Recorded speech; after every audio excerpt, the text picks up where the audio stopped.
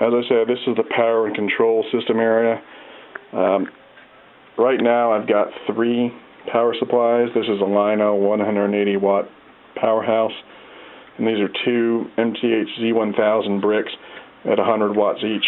Eventually I'd like to replace these with all of them being these Lino 180 watt supplies, but right now I've just got these.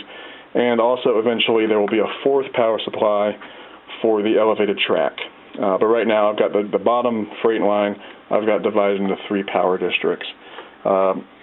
This one powers the turntable in the engine service area because there's a lot of engines there, and so it gets its own power supply. This one powers the main room of the layout and the first back room, and then this one powers the Rocky Mountain room back there as well as the hallway room. So with the power districts, I get a good voltage, good signal everywhere. Back here, I've got the MTH TIU, and you can see my three power supplies are hooked up here. 1, 2, 3. The 4th one will go back here for the elevated line once I'm ready. On top of that, I've got the Lionel TMCC command base that's hooked into the TIU so I can run my TMCC engines. Right here is a voltometer so that I can see how many amps I'm pulling when I'm running the trains, which is good to know so you don't overload anything, or helps you also know when you need to divide certain areas up so you're not pulling too much amperage in a certain area of the layout. And then over here I've got the MTH AIU, which is the accessory interface unit, and I've got it kind of jury-rigged here right now. I'm hooking up some switches so that I can control switches from the MTH remote.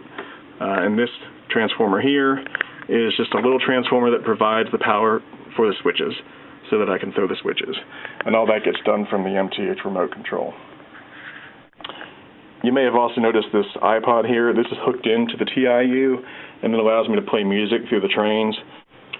I should also say that all of this, as I said, is temporary.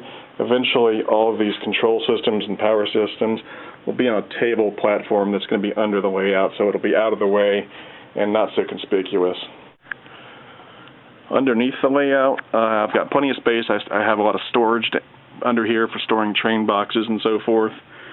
I've got a little test track down here for testing stuff, and you can see there's plenty of space under all of these tables to store lots of stuff. One unique feature that you may have noticed, I'm not sure if it was visible on other sections of the video, but under the main table there is this middle section. I originally put this here because I was thinking about putting a subway line in, and I would have the subway run under the ground like a real subway does.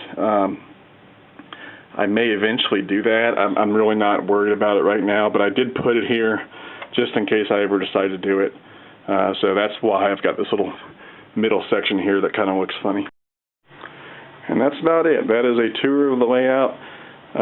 Shown everything that I could think of to show you. If there's anything else you'd like to see, just let me know.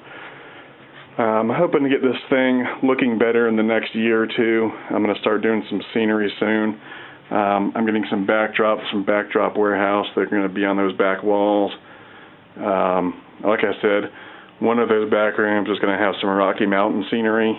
The rest of the layout is going to have more Eastern Mountains, Appalachian Mountains scenery, and Eastern Coast kind of scenery. And that's about it.